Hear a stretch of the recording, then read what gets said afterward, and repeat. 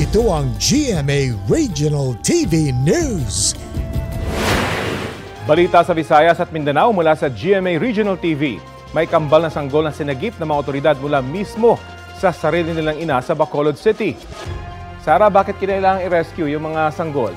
Rafi, may pagkabayolente raw kasi ang babae na lulong o dependent umano sa iligal na droga. Kinusudian ng mga otoridad ang 37 anyos na babae na sinasaktan din daw ang ama niyang senior citizen. Namamato rin daw siya ng mga kapitbahay. Itinuturing siyang threat o banta sa seguridad sa Barangay 39, kabilang na sa mga sanggol na isinilang niya nito lang Pebrero. Sa ginawang assessment ng LGU na pag-alaman na malnourished ang kambal.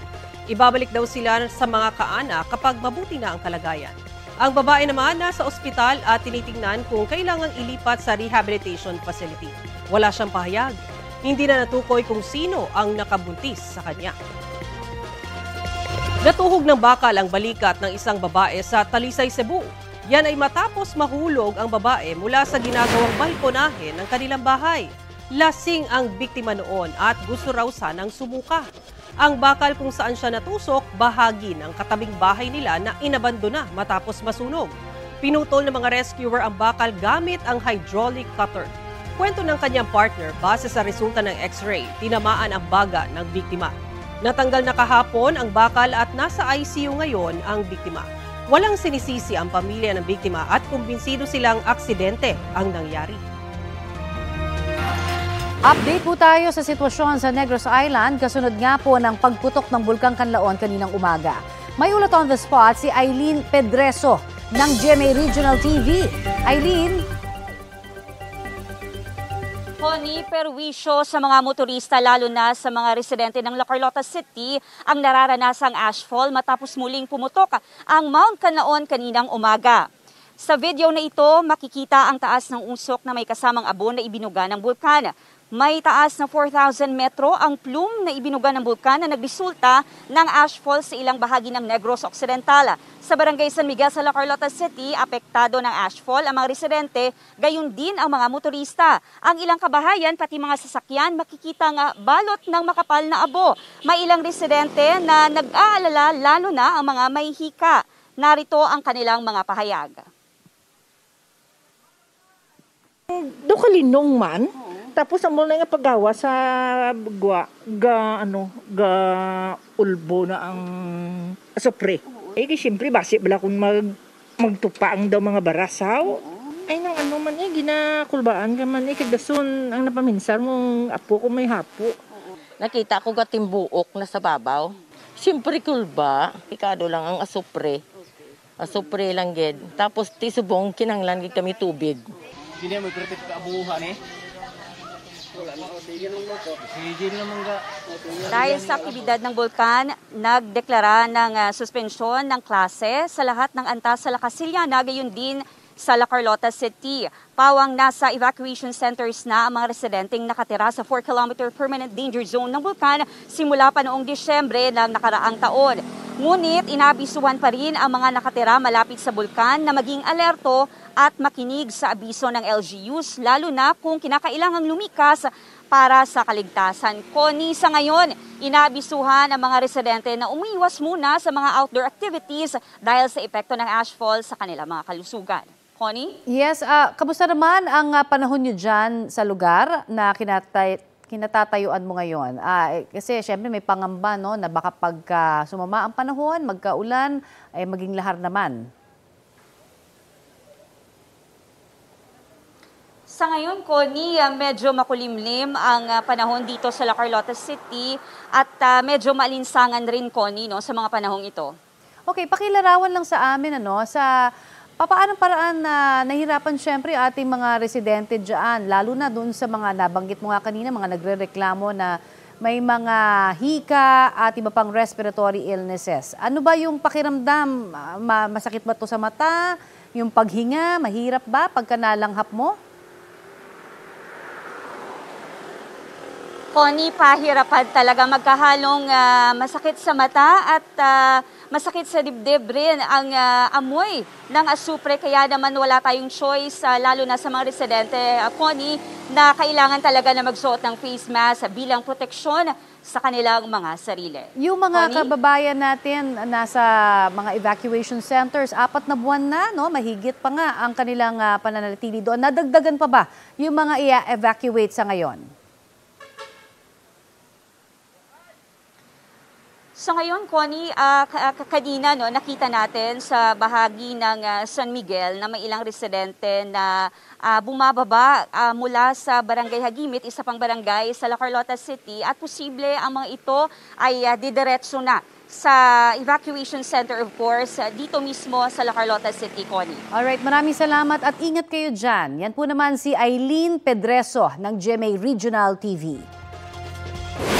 Handang ituloy ng Grupong Piston ang kilos protesta nila hanggat hindi nadidesisyonan ng apela nila na payagang makapag-renew ulit ng prangkisa ang mga traditional jeep.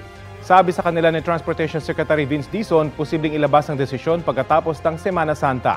Narito ang aking report. 2 linggo makalipas pangako ang pag-aaralan kung makakapag-renew pa ba ng kanilang prangkisa ang mga traditional na jeep. Kinilampag ng mga jeepney operators at drivers ang Department of Transportation. Huwag pero pangako, gawin nyo naman. Lumabas si Secretary Vince Dizon para ibigay ang kanyang positibong tugon.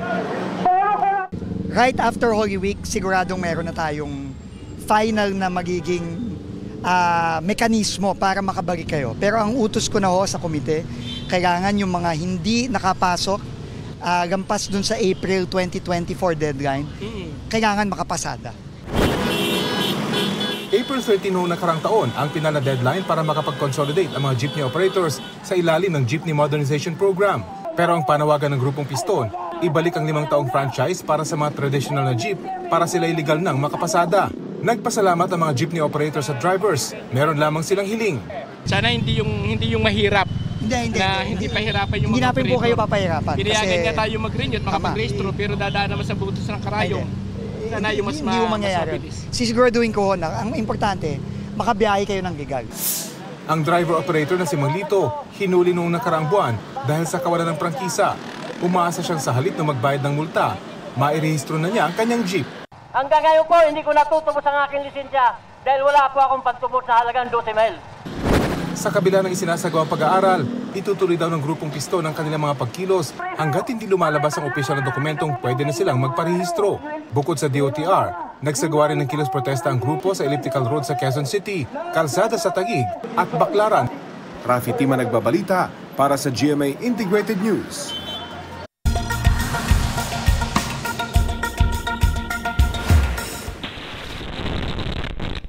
Kuha ang video na yan sa labas ng isang restaurant sa Central Ukraine matapos tumama ang isang Russian missile malapit doon itong Biyernes. Sa loob ng restaurant, ilang tao rin po ang nakuhanan ng video bago ang insidente. Kabilang din daw ang isang palaruan sa mga lugar kung saan kumalat ang shrapnel ng missile. Ang pag-atake sinasabing isa sa deadliest sa mga sibilyan sa mga nakalipas na buwan. 20 ang nasawi, kabilang ang 9 na bata. Bilang tugon, humiling ng agarang pulong ang Ukraine sa United Nations para pag-usapan ang pag-atake.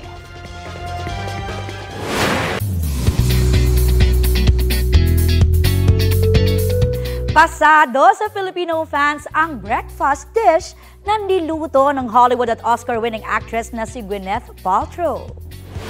Chef Gwyneth is in the kitchen at ang star na kanyang niluto, ang Pinoy favorite na pork tocino. Siya mismo ang nag-marinate sa karne gaya ng sinunod niyang online recipe. May kapares pa yung sunny side up eggs at sinangag na cauliflower rice. Ay, social na to si Lugian. As of writing, 2.1 million views na ang video. Kabilang sa natakam yata ang isa pang Hollywood star na si Jennifer Garner. At napakomment din ang kapuso actress na si Carla Abellana na paboritong almusal din ang tocino. Hingi po tayo ng karagdagang update sa naging epekto ng pagputok ng Bulkang Kanlaon sa Negros Island. Kausapin natin si OCD Region 6 Western Visayas Regional Director Raul Fernandez. Magandang umaga at welcome po sa Balitang Hali. Magandang tanghali po, Sir Rafi. Ano po initial assessment sa sitwasyon dyan sa mga probinsyang direktang naapektuhan po ng pagputok ng bulkan?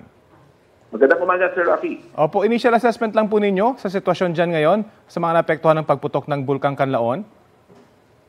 Yeah, meron pong naiulat pong 18 barangays po yung directly affected po ng ashfall. Isa po sa La Castellana, 12 sa La Carlota City, 3 po sa Bago at 2 naman po sa San Carlos City. So sa ngayon po, ang ating pong Regional Incident Management Team ay patuloy pa rin po nagkakandak po ng assessment sa yung epekto po nung pagputok po nung Canlaon. Meron ho bang mga kailangang ilikas? Sa ngayon wala pa po, no, dahil napatigil naman yung yung pagputok ng Canlaon ng 6:47. Opo. So ang naging advice na lang po sa mga nakakaranas po ng ashfall na manatili po sila sa loob po ng kanilang mga tahanan. Kumusta po ang supply ng face mask? Ipinamimigay po ba ito ng libre o kailangan bilhin ng mga residente? Libre po. Sapat po yung face mask po. In fact, mayroon pa rin tayo dito sa OCD. Nag-aantay lang po kami ng request po from LGUs. Sa ngayon po, ang po namin is may sapat pa naman pong number of face mask yung ating mga LGUs. Paano ho paghahanda kapag sakaling lumala pa yung sitwasyon o kaya umulan at magkaroon ng lahar flow? Na-identify na ho namin yung mga posible pong pagdaanan po ng ng lahar po. So meron na ho tayong mga initial na coordination na in case pong umulan po, tumaas po yung na maging in case po ng ulan, magkakandak ko tayo ng preemptive evacuation doon po sa mga pamayanan na nakatira po along the ng waterways. So meron na rin po tayong nakahanda pong mga sasakyan at meron na rin pagtatalhan po na may pre-arrange na rin po kami kung saan po dadalhin po yung mga maapektuhan pong mga pagiging. Okay, maraming salamat po sa oras na binahagi nyo sa Balitang Hali. Yeah, maraming salamat din po, Sir Rafi. OCD Region 6 Western Visayas Regional Director Raul Fernandez.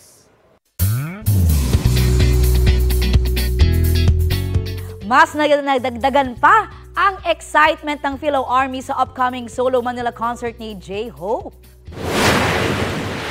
Yo, Manila, you ready? Make some noise! Hobie Fever is definitely on kasunod ng Weavers Live na yan. Ang pa-shoutout ni J-Hope para sa kanyang 2-night Hope on the Stage tour sa MOA.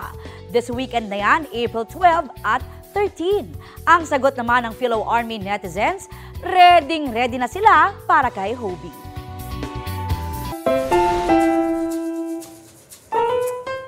For today's video, bida po ang isang alagang aso from Cavite. Benta kasi online ang kanyang transformation. Mula kasi sa pagiging cute na puppy, tila naging hyena raw ito. Ay, ganun. Kwento po ng kanilang fur mom na si Marilyn Matore, kuha ang before at after photos ng Pomeranian na si Zoe noong August at November 2024. Posible raw na ang nangyari ang monkey stage ni Zoe. Yan po yung panahon kung saan naglalagas ang puppy coat ng isang Pomeranian at paglabas ng kanyang adult coat. Sa stage na yan, talagang awkward ng itsura ng isang Pomeranian. Ang transformation ni Zoe may 1.7 million hearts na, kaya talagang trending! Cute pa rin naman.